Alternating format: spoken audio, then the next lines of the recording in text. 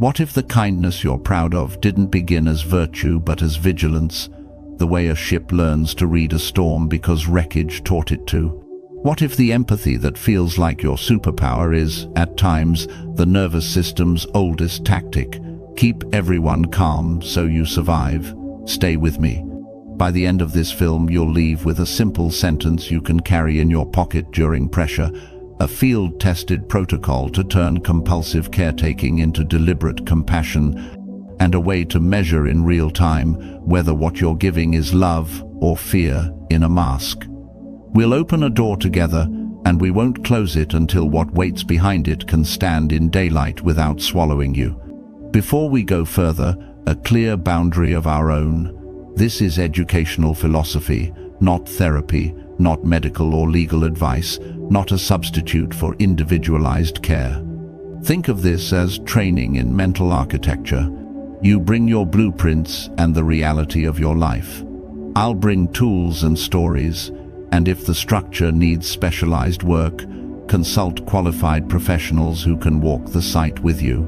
Why this matters now is simple. The world rewards the appearance of generosity and punishes the refusal to be used. Ancient Stoicism concerned itself with the one lever in the universe that cannot be ripped from your hand, your faculty of choice. Everything else, other people's moods, the weather, market swings, the thousand small farces of the day, arrive without your permission. The Stoics called that lever prohairesis. Put in plain English, there's what happens, and there's what you make of it. Control the second, and you've taken back the only empire that can't collapse from a coup.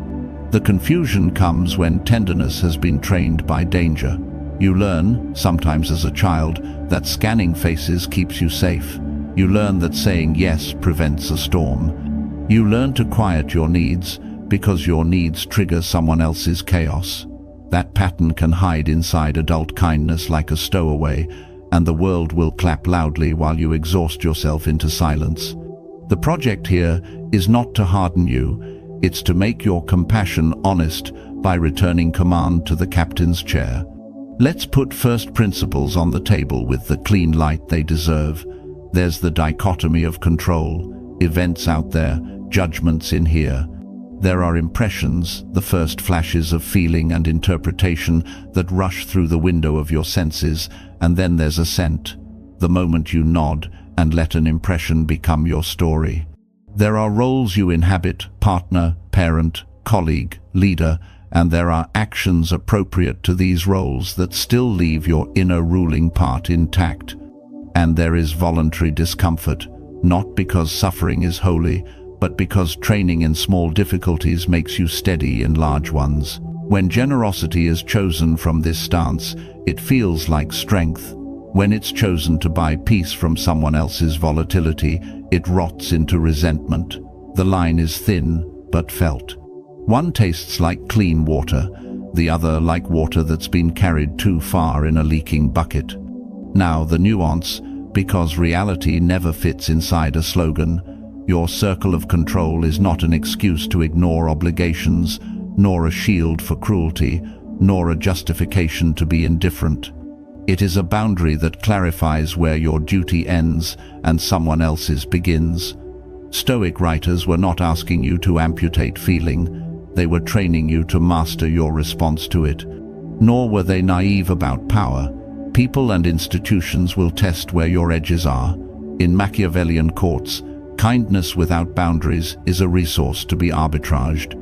You can carry an inner fortress without turning the world into an enemy camp. You can choose when to open the gates and when to close them for repairs. The aim is sovereignty, not armor-plated loneliness. To see what goes wrong and why, let me tell you about a composite I'll call the architect of everyone's feelings. She's competent, warm, and terrified of disappointing people. Her childhood contained an unstable climate. The barometric pressure of the house changed with small noises and certain words. As an adult, she has a reputation for reading the room with eerie accuracy. She anticipates needs, offers help before it is asked, volunteers for the extra task no one wants. A colleague, charming, disorganized, very good at praising her, learns that if he delays, she rescues. Meetings creep late. Just this once becomes, "You're the only one I trust with this."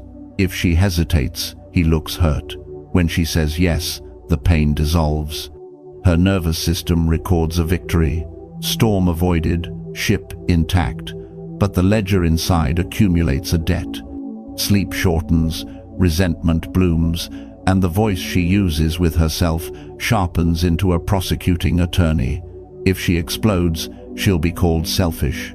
If she collapses, she'll be called unreliable. So she chooses the third option. Familiar to empaths trained by weather, she leaves her own needs on the dock and sails out again. This downfall was preventable, not because she should be tougher, but because the story she believed about what was under her control was wrong. She thought peace in the room was her job. In Stoic terms, she mistook events for judgments. What happens in his head is not in her hands. Her interpretation of his expression is. The recalibration begins the moment she practices a small refusal and discovers the world does not end. At first, her body screams that it will. The old training shouts that no equals danger. This is where voluntary discomfort enters as a training ground, not ice baths or heroic feats, simply sitting with the heat that rises when you don't rescue an adult from the weight of their own duties. The feeling is not proof that you've become cruel. It's proof that an ancient association is loosening its grip. If you've ever lived this, you know an awakening rarely arrives like a framed diploma. It's delayed, messy, and announces itself with symptoms you misread. Another composite, a son who learned early that he could stabilize the home by anticipating the tides of a parent's mood. He becomes a nurse, then a team lead, then the unofficial therapist for his friends and co-workers. Everyone brings him their midnight. He is kind until he goes silent, dependable until he disappears, present until his body does what his mind refuses. It shuts down. This is not simple tiredness. It is a collapse of a strategy that once kept him safe. The Stoic lens says, your body is teaching you the cost of pretending the external is yours to steer. He interprets this as failure until he sits in the wreckage and notices the truth. His generosity was rarely chosen. It was compelled by a contract he never signed aloud. The old habit had become a tyrant. He had been paying for other people's storms with a currency he never replenished. What changes next is small and radical. He schedules an hour every morning that cannot be taken. He eats like a person who owns a life. He practices a sentence when his phone lights up with someone else's emergency. I will help you once I have completed what I'm responsible for. The sentence shakes his hands the first few times, then it becomes a keel. In the background of these awakenings is a tension between moral seriousness and realpolitik. Power often prefers helpers who don't ask questions. Court life, whether at an actual court, a corporation, or a family system with its own dynasties, tests for the soft spots where guilt can be applied. The Machiavellian insight is not that you should manipulate, but that manipulation is part of the weather forecast. The Stoic answer is not to retreat from society, it is to be unbuyable. People can offer approval, fear, flattery, and threat. None of these need to purchase your faculty of choice. If an organization rewards self-abandonment, your options are not limited to martyrdom or exile. You can experiment, redefine your role in language, not in apology, ask for clarity in writing. Align your commitments with what you can actually deliver, and if you discover that the system's health requires your unhealth, you have learned something essential about where not to build your house. The transformation that works in the long run looks boring on the outside because it replaces emergency with architecture. I'll give you one more composite, a credible shift that didn't require a personality transplant. She works in community services, a field where empathy is both instrument and hazard. She used to treat her calendar like a confession booth.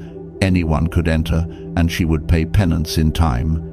After a season of collapsing 3 colds in 6 months, a relationship strained by her absence, Even when she was physically present, she did something unromantic but revolutionary. She named the few non-negotiables that keep her inner citadel sturdy: sleep, physical training, an hour of solitude, a block of unmoving creative work.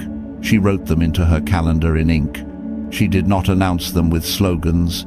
She protected them like a beekeeper protects the queen. When a crisis arrived, she applied a protocol that deserves to be taught in every school. Pause for one breath. Name what's in her control.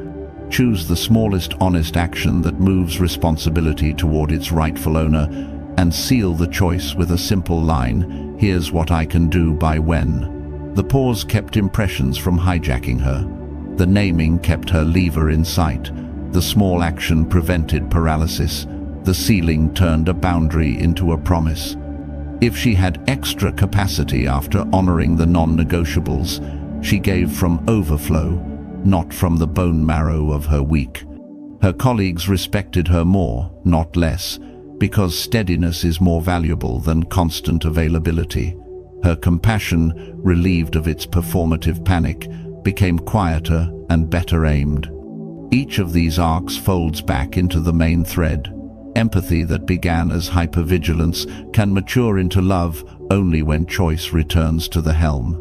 In the language of ancient Stoics, your ruling faculty must stop impersonating a weather vane and return to being the craftsperson it is.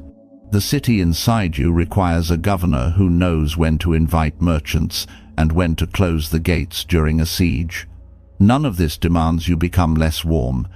It asks that your warmth be governed by reason and aligned with the duties you freely accept, not with the guilt someone else broadcasts across your sky. Now let's tighten the philosophical rigging further. Events and judgments.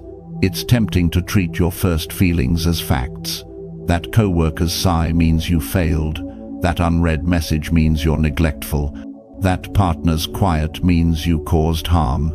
An impression is a wave. You don't sign a treaty with the ocean. The practice, this is what training means, is to insert a breath between signal and story. You don't need to disbelieve your body.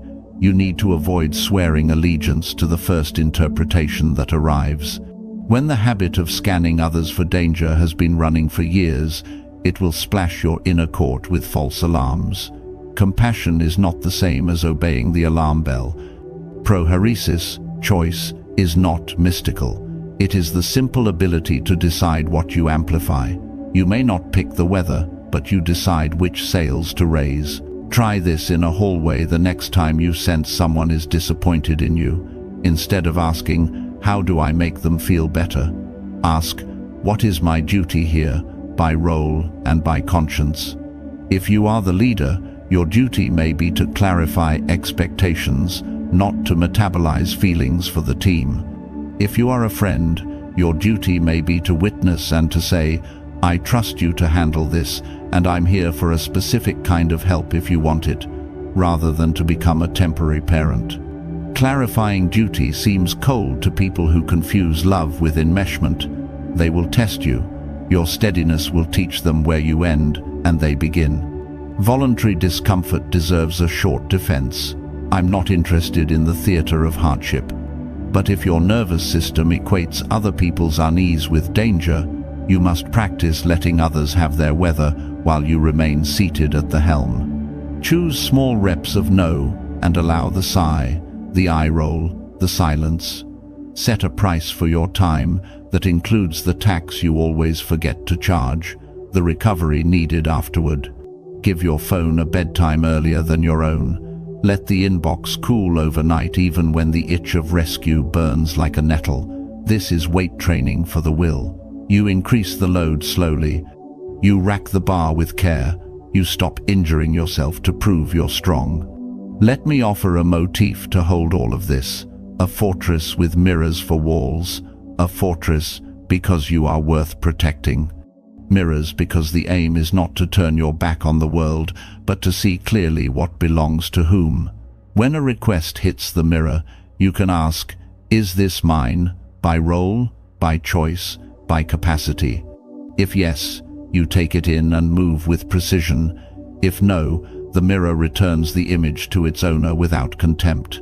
People who have benefited from your porous walls will call the mirror cruel. Don't argue. Architecture speaks for itself over time. You may ask, what about love? What about service? What about the call to be generous beyond measure? I'm not proposing a religion of self. I'm proposing order, because order allows love to survive. When the air mask drops in an airplane, the instruction to secure your own first is not selfish. It's physics. A parent who passes out while helping others helps no one. Likewise, a leader who burns out trying to regulate the emotional climate of a whole team is not noble. They are, in effect, absent. The highest form of service is to remain capable of choosing it tomorrow. There is a psychological vocabulary that describes the season when the old pattern stops working. It uses words like exhaustion and compassion fatigue. You don't need to adopt the jargon, learn the lesson. If your giving curdles into resentment and your inner voice sounds like indictment, you are not in a moral failure. You are in a systems failure. The system being the unspoken agreement that your peace depends on other people never having to feel the natural friction of life. That system was always unstable. The Stoic correction is elegant. You become responsible for your judgments, your choices, your actions.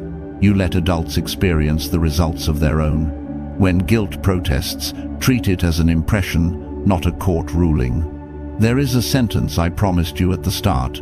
The line to carry when pressure rises and your hands reach for old scripts. It's brief. I control. Commitment, not demand. Repeat it when your phone vibrates with drama. Repeat it when a face the size of your childhood looks disappointed. Commitment is yours to offer. Demand is weather. The sentence is not a weapon. It's a reminder of the lever you hold. Habits are the scaffolding on which we build this city. Evening reflection remains one of the most underrated Stoic technologies. Sit with the day as a builder inspects a bridge. Where did you hand your lever to someone else? Where did you hold it wisely? Where were you generous from strength? Where did you perform generosity to buy safety? Not because you must scold yourself, but because clarity tomorrow depends on honest measurement tonight. Do not make the mistake of counting only what can be put in a spreadsheet. Count calm, count tenderness given without self-erasure, count the times you let silence do the work that over-explaining once did. I promised earlier that we would close a door only after what waits behind it could stand in daylight. That door is the one marked selfishness. Many empaths were punished for walking through it even briefly. The Stoic correction is to rename it in a way that returns the word to sanity. Healthy self-preference is not vice. It is the oxygen that lets your values breathe. You are not obligated to abandon your internal citadel to prove you care. In fact, the people you most want to serve, your children, your team, your friends, benefit from your stabilized presence far more than from your endless availability. Generosity given without self-governance becomes extraction disguised as virtue. Generosity given with self-governance becomes a gift that does not demand applause to feel real. If you need an image to carry with the sentence, think of a ship in a busy harbor. Horns blare, smaller boats cut across your path, a storm's edge throws chop against the hull. You cannot control any of it. You can trim your sails, check your heading, and decide whether this is a day for sea or for shore. A Stoic captain is not unemotional. She knows the sea too well to pretend she doesn't feel. She simply refuses to let waves steer the wheel. When a desperate skiff flags you down, you assess, do I have capacity to tow them without losing my own ship?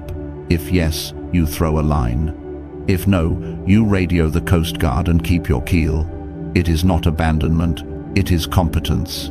If you want to test whether your kindness is clean, try this. Give slowly. Spontaneity is beautiful. It is also the favorite camouflage of pressure. When you feel the rush to say yes before your mind has joined the conversation, breathe.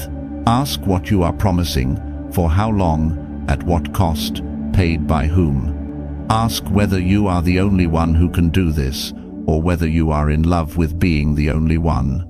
Then, commit with your eyes open. You will feel less dramatic. You will be a better friend. Eventually, all of this becomes unremarkable. You stop narrating your boundaries like a speech. You stop apologizing for protecting the hours that keep your city lit. Those who wanted the old you, the one who held back her needs so others could stay comfortable, will call this a betrayal. They are correct, but not in the sense they mean. You have betrayed the cartel that profited from your self-abandonment. You have returned to a more honest economy. You will be surprised who remains. They are the ones who wanted you, not just what you could do. The last thing to say is about hope. People often imagine that the work of saying no and naming roles will make them colder. In practice, it makes them warmer. When you stop using empathy to purchase safety, empathy returns to its original purpose, to meet another human as a human. You will find yourself able to sit with grief without racing to patch it. You will discover you can respect anger without surrendering to it. You will taste what the old philosophers meant by freedom, not doing whatever you want, but not being jerked around by every wind. So we close the loop from the opening question. If your kindness started as vigilance, it can ripen into virtue. The pivot is ownership of the lever no one can wrestle away. When you catch yourself scanning the horizon to predict other people's weather, return to the sentence and the protocol. I control commitment, not demand. Pause, name, choose, seal. Over months that looks unglamorous. Over years it builds a life that doesn't require you to disappear to keep it running. If you want a next chapter for this training, the kind of practice that strengthens the muscle gently, consider negative visualization and Stoic timekeeping. Visualize small losses not to suffer in advance, but to calibrate gratitude and clarify priorities. Measure your hours as a city engineer measures water flow, so that generosity arrives by design rather than by emergency. We'll walk that road together soon. For today, protect the non-negotiables that keep your inner fortress lit. Offer compassion from a cup that isn't cracked, and let your kindness be a choice that returns to you with interest rather than a tax you pay for entry into other people's comfort.